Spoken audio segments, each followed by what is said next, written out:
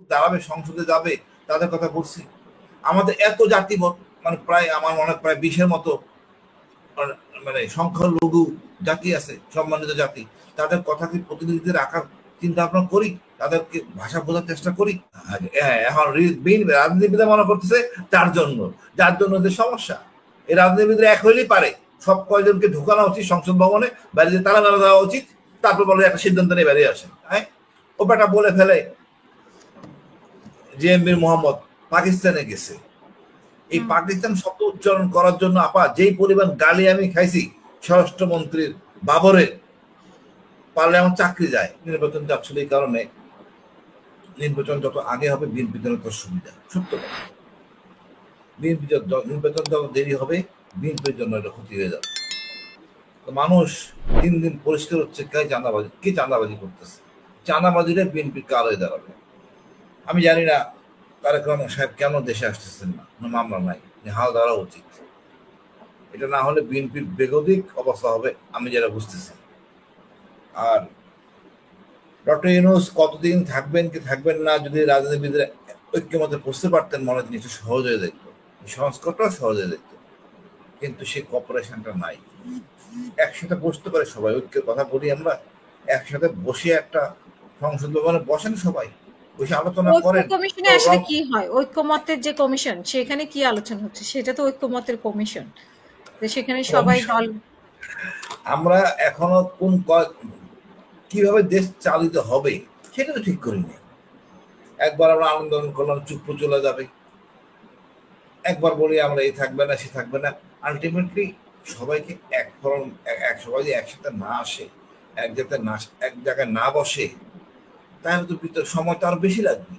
এই সময়টা অনেক আগে সমাধান করা যেত এই সংস্কারগুলি। এখন আপনারা আমি যেভাবে দেখছি, আমরা গেছিলাম সেনাবাহিনী সংস্কার ব্যাপারে, আমাদের 20 মিনিট সময় দেওয়া হয়েছে। অনেক কিছু বলার আছে, ব্রিটিশ আমল থেকে এই পর্যন্ত এসেছে, সেনাবাহিনী অনেক ঘাত প্রতিঘাত পার হইতে হয়েছে, সংস্কারের তো অনেক সময় থাকে। আপনি ওটা ওপেন করে দেন। আপনি ব্রিটিশ থেকে আইসেন সংস্কার করার জন্য, ভেরি গুড। কিন্তু আপনি তো এইভাবেই কথা বললে তো সংস্কার হবে না, জনগণের কাছে যেতে হবে। আমরা কি কেউ গেছি কৃষকের কাছে, ভূমিহীন কৃষকের কাছে, তার সমস্যাটা কি, তার দাদনটা কেমন শোধ হয়, তার ন্যায্য পাওনা সে পায় কিনা? আমরা কি জেলের কাছে গেছি?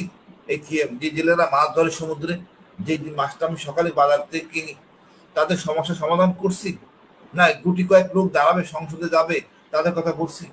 আমাদের এত জাতি, মানে প্রায় আমার মনে হয় প্রায় 20-এর মতো মানে সংখ্যালঘু জাতি আছে, সম্মানিত জাতি। তাদের কথা কি প্রতিনিধিত্বে রাখার চিন্তা ভাবনা করি? তাদেরকে ভাষা বোঝার চেষ্টা করি? তাদের কষ্ট বোঝার চেষ্টা করি না তো। আমরা এখানে গলাবাজি করতে ক্ষমতা নিয়ে ব্যস্ত হয়ে গেছি। সবাই যাচ্ছেন ক্ষমতা, নির্বাচন না, সরাসরি বললেই পারে ক্ষমতা দেন। অবস্থাটা তাই দাঁড়াইছে। সবার ঐক্যবদ্ধে আসা উচিত একটা প্ল্যাটফর্মে। আমরা এমনদিন সত্যিকার অর্থে স্বাধীনতার পর থেকে আমরা আসলে সংস্কার তেমন হয় নাই। নির্বাচন খুব একটা ভালো হয়েছে বলে আমি মনে করি না। সবাই একসাথে বসে একটা সিদ্ধান্তে আসেন। ডক্টর ইউনূসের সাথে একমত হবে।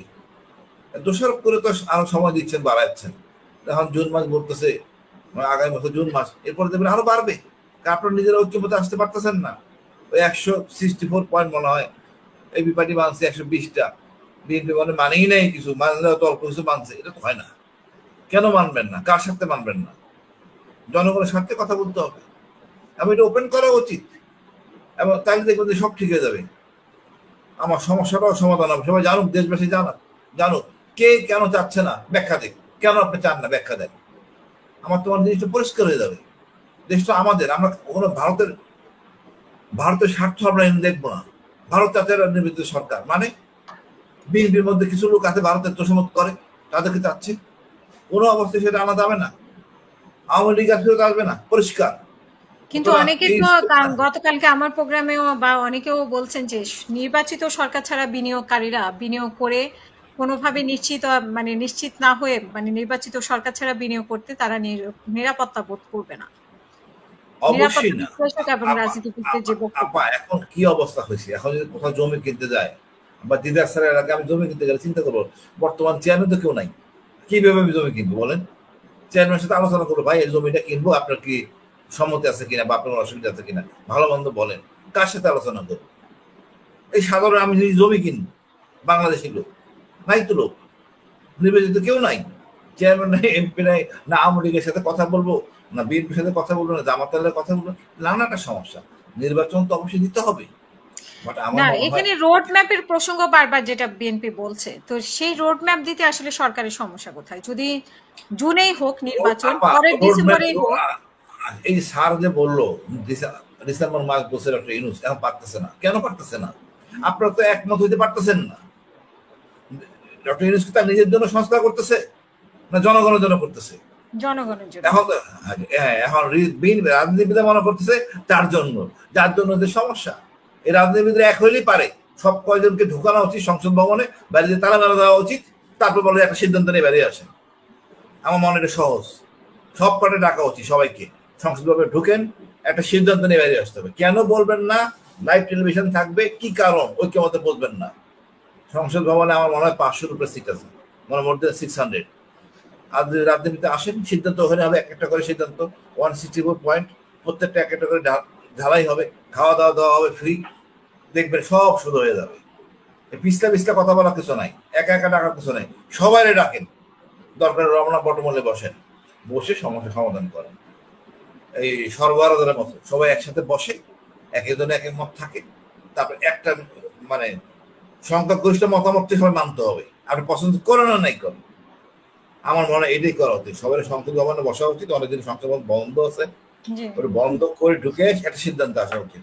আর মেঘনা নামে যে বিষয়টা বললেন আপা, এটা নারী, আমি আসলে মানে এটা আমাদেরকে কি ধরনের, এক ধরনের আওয়ামী লীগের সময় আমাদের গুম বা গায়েবী মামলায় গ্রেফতার, বা এভাবে মাদক মামলায় গ্রেফতার, মানে যাকে তাকে বাসার মধ্যে ঢুকে মাদকের দিয়ে বোতল সাজিয়ে আমরা দেখতাম যে গ্রেফতার করতো, ঠিক একই পদ্ধতিতে মেঘলা নামের মেয়েটাকে গ্রেফতার করা হয়েছে। এখানে কি মানে ঠিক আছে, আপনার বক্তব্য সঠিক, জিনিসটা বুঝতে হবে যে স্পষ্টকাতর বিষয়। একটা কূটনৈতিক কি কূটনীতিক, সব কূটনীতি বলা, নেপালে কূটনীতি, অন্যান্য ছোটখাটো দেশের কূটনীতিক একরকম বিষয়, সৌদি আরবের কূটনীতিক নিয়ে বিষয় এবং অনৈতিক আচরণ নিয়ে আলোচনা। যে তাকে দ্বিতীয় বিবাহ করার বিষয় আসে, দ্বিতীয় বিদায় রাজি হয় নাই, বিদায় মানহানি কথাবার্তা, এই ধরনের বিষয়টা আসলে হ্যান্ডেলিং করার জন্য আসলে তো আপা যে প্রক্রিয়া অনুসরণ করছে এটা হয়তো ভুল, বাট এছাড়া তার কিছু স্কোপ নাই। আমি যে আপনি একটা নারী, আপনি যদি আপনার স্বাধীনতা বজায় না রাখেন, আপনার জন্য আমাদের রাষ্ট্রীয় সম্মান বোধ নষ্ট হবে। মানে আমি এদিকে আমরা দাদা নিয়ে কথা বলি, আমাদের কূটনীতিকের আচরণ যদি এরকম হয়, আমার কিচ্ছু বলার নাই আপা। তারপরও এই সৌদি আরবের জন্য আজকে আমাদের এই ইসরায়েলের এই অবস্থা, দাদার এই অবস্থা। না তাকে নাকি তাহলে তাকে মানে সুনির্দিষ্ট কারণ দেখিয়ে গ্রেফতার করা গেল না কেন? কিভাবে কারণ দেখাবে? তাকে বিয়া করে নাই, এখন কিভাবে কারণ দেখাবে আপা বলেন? কোনো কারণ তো নাই। যদি গ্রেফতারটা সত্যি হয় তাহলে মানে জিবি মল্লিককে কেন মানে ইয়ে করলো, বহিষ্কার করলো? যদি গ্রেফতারটা ঠিক হয়, দোষ যখন থাকে না আপা, তখন দোষ তখন পুলিশের। কিভাবে ধরবে? 54 ধারায় ধরতে হয় তাকে, 54 ধারা ধরে তাকে আদালত, তখন বলবেন যে বিনা কারণে ধরলো। ওই তাৎক্ষণিক ভাবে হয়তো কোনো মাদক দিছে কিনা আমি জানি না, দেওয়া উচিত না, বাট এনারা সবাই এইসব ব্যাপারে খুব অভিজ্ঞ। ওনার বাবা বলতেছেন মেয়ের সাথে অনৈতিক সম্পর্ক ছিল, মেয়েকে বিয়ে করার কথা বলছেন, দ্বিতীয় স্ত্রী হবে বিদায় সে মেয়ে রাজি হয় নাই। আরো অনেক কিছু আছে আপা। আমাদের সমাজ ব্যবস্থাটা অনেক নষ্ট হয়ে গেছে, মূল্যবোধের অভাব। আমাদের পিতা মাতারা আমরা দায়িত্বহীনতা পালন করতেছি, দায়িত্বহীন কার্যক্রম করতেছি। আমাদের বাচ্চাদের আমাদের নিয়ন্ত্রণে রাখা উচিত, কন্ট্রোলে রাখা উচিত, ধর্মের অনুসরণ করা উচিত, নামাজ বা মূল্যবোধ থাকা উচিত। না হলে কিন্তু আমরা জাতি হিসেবে লজ্জিত হব। আমরা শুধু আমি র্যাবে থাকতে জঙ্গি জেএমবির মোহাম্মদকে ধরেছিল বিভাগীয় কমিশনার, আমি একটু রিল্যাক্সে ছিলাম, গোয়েন্দা অফিসার বলছে মিডিয়ার সাথে কথা বলি, তখন একটা প্রশ্ন বেফাস বলে ফেলে, শায়েখ আব্দুর রহমান কোথায় কোথায় যায়, ও বেটা বলে ফেলে জেএমবির মোহাম্মদ পাকিস্তানে গেছে। এই পাকিস্তান শব্দ উচ্চারণ করার জন্য আপা যেই পরিমাণ গালি আমি খাইছি স্বরাষ্ট্রমন্ত্রীর বাবরের, পারলে আমার চাকরি যায়।